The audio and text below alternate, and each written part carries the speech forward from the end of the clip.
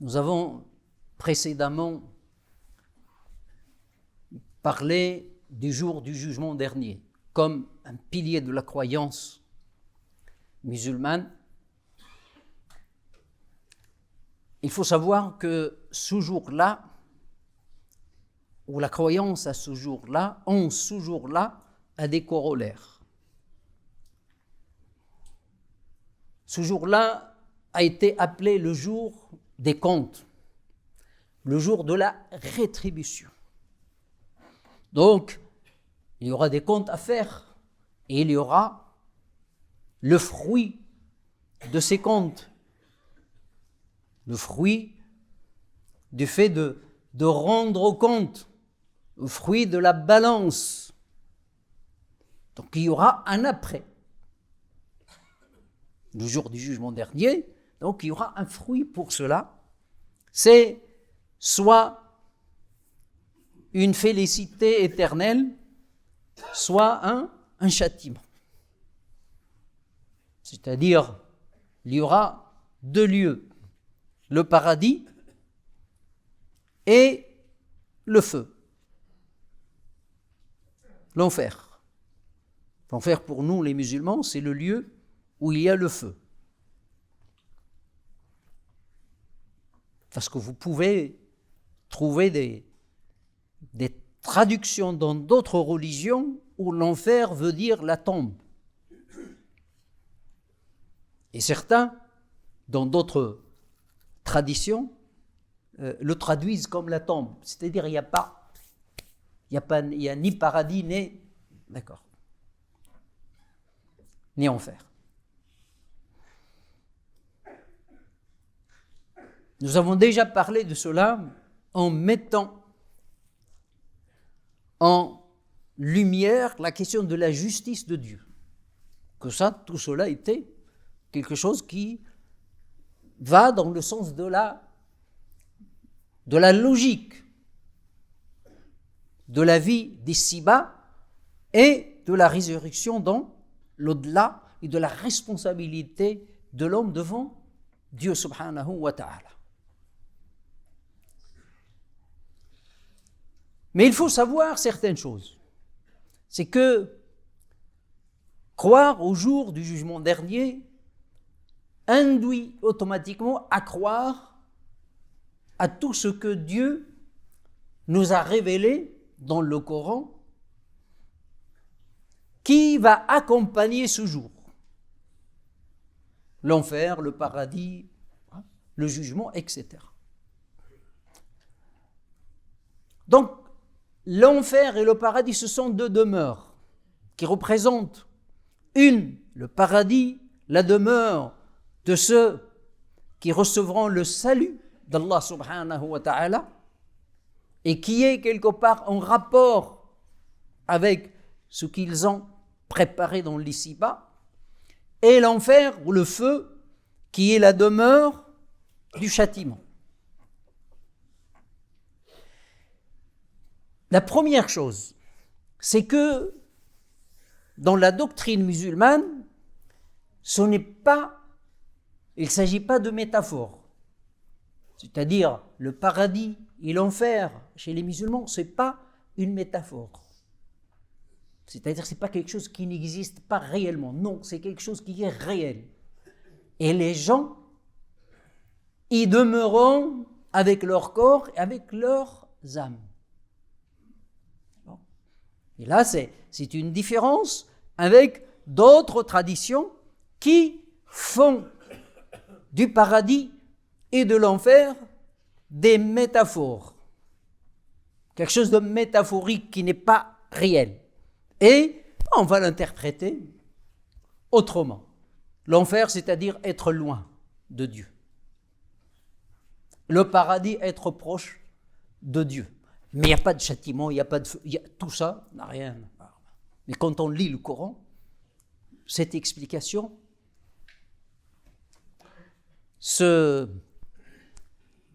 s'évaporise. Parce que tellement le Coran cite et relate le discours sur le paradis et sur l'enfer en le mettant en rapport avec l'œuvre de l'ici-bas. Et il cite beaucoup de choses qui ne peuvent être interprétées comme métaphores. Premièrement, des dizaines et des dizaines de fois, le paradis et l'enfer sont cités dans le Coran. Je ne parle même pas de la tradition du prophète alayhi salatu wa salam, avec beaucoup d'exemples, en citant les tourments de l'enfer et les délices du paradis, en donnant des exemples que les gens connaissent dans l'ici-bas, en parlant des délices, par exemple, dans le paradis, en parlant des fruits, en parlant de la nourriture, etc., etc. On parle des raisins, on parle des palmiers, on parle des fruits du paradis. Il dit que ce sera de vrais délices, c'est-à-dire la personne va goûter à ces délices avec son corps et son âme, c'est-à-dire dans la demeure, on sera avec le corps et l'âme. Ce n'est pas comme dans un rêve, où ce n'est pas juste une métaphore qui souligne qu'on sera dans un lieu où Dieu ne sera pas loin. De même l'enfer. Le Coran parle des gens qui vont subir le châtiment, qu'ils vont le subir, et il parle de plusieurs supplices. Que leur peau sera brûlée, et puis renouvelée, brûlée et renouvelée. Il parle de ce qu'ils vont manger, l'arbre de Zaqqum. Il parle de ce qu'ils vont boire, cette boisson infecte. Mais tout cela ne peut pas relever du métaphorique. Tout cela, c'est réel. Et d'ailleurs, le Coran l'a appelé le jour dernier. C'est un jour. On dit le jour, ça veut dire c'est quelque chose de vivant, où les gens seront vivants, ils seront conscients. Il l'appelle le jour des comptes, on va faire des comptes. Mais si c'est métaphorique, pourquoi faire les comptes?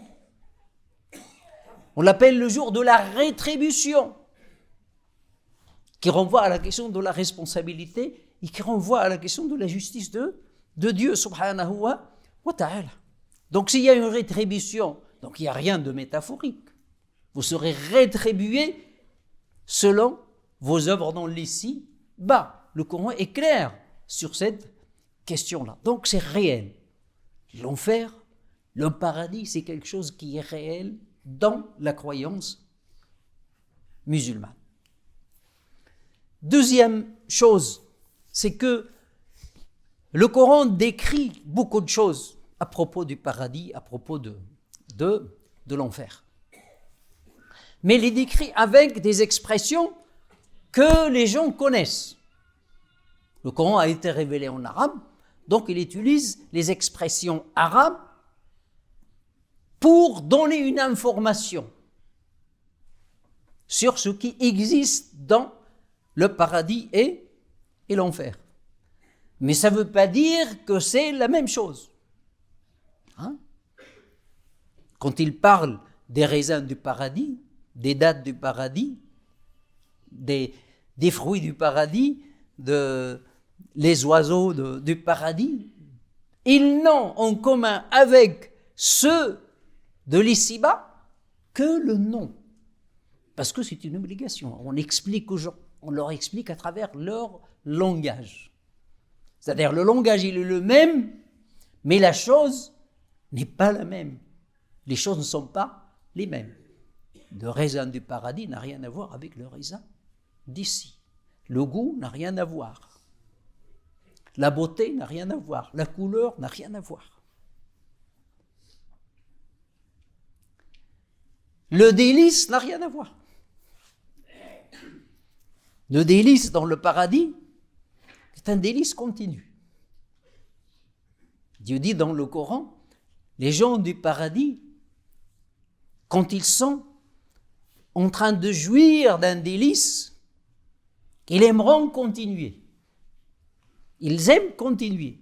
C'est-à-dire, ils ne se lassent pas. C'est pas comme la vie. Dans la vie, on se lasse. Même si t'es affamé quand on te donne de la nourriture, à un certain moment, tu vas t'arrêter, tu vas être écœuré de la nourriture. Le délice du début, qui est provoqué par la faim,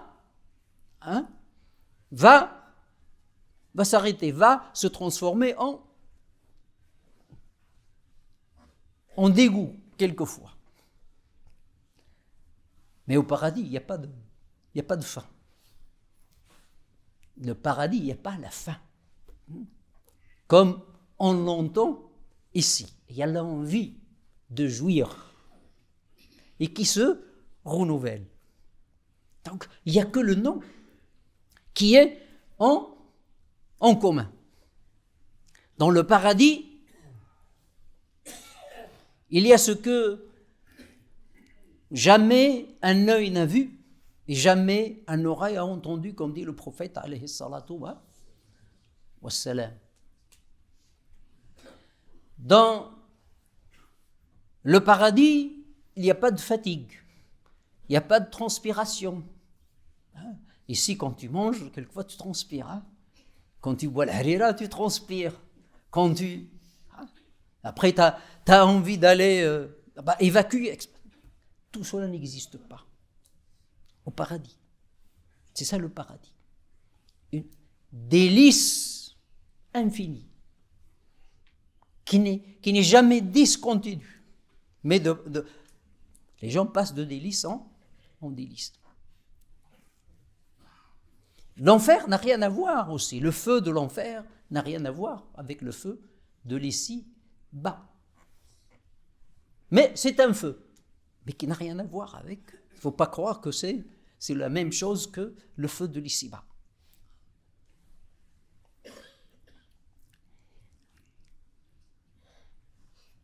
Dans le paradis et dans l'enfer, il y a deux sortes de délices, deux sortes de jouissances. Une jouissance matérielle et une jouissance morale. Bon, le Coran parle de la jouissance matérielle, il parle des fruits, de toute la nourriture diversifiée.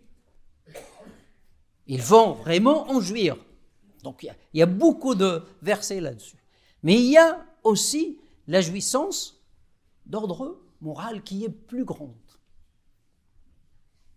L'accueil, il parle des croyants quand ils seront accueillis à la porte du paradis, ils seront accueillis, ils auront l'accueil avec salamun alaykum, paix, salut sur vous, pénétrez-en.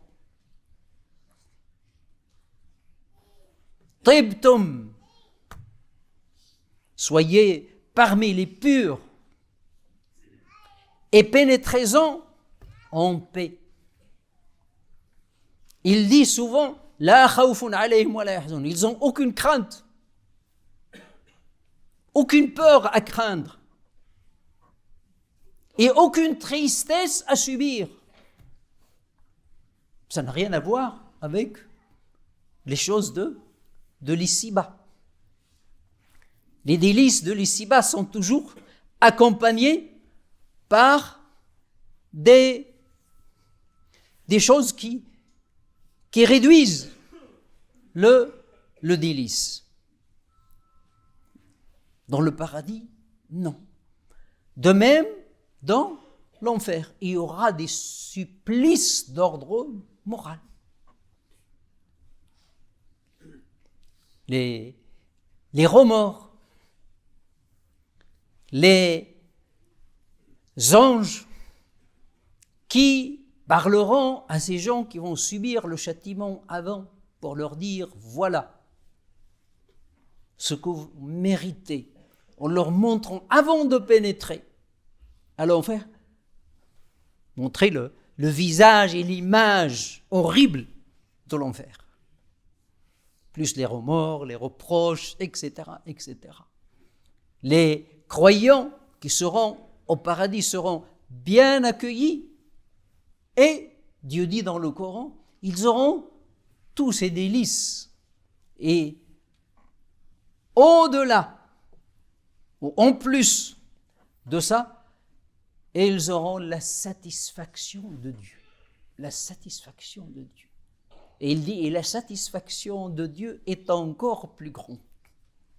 C'est un délice moral énorme. Des visages regardant leur Seigneur. Des visages illuminés regardant leur Seigneur. Il leur permettra de lui regarder. Nous savons, disent que le plus grand délice, c'est ce regard-là que Dieu octroyera aux croyants.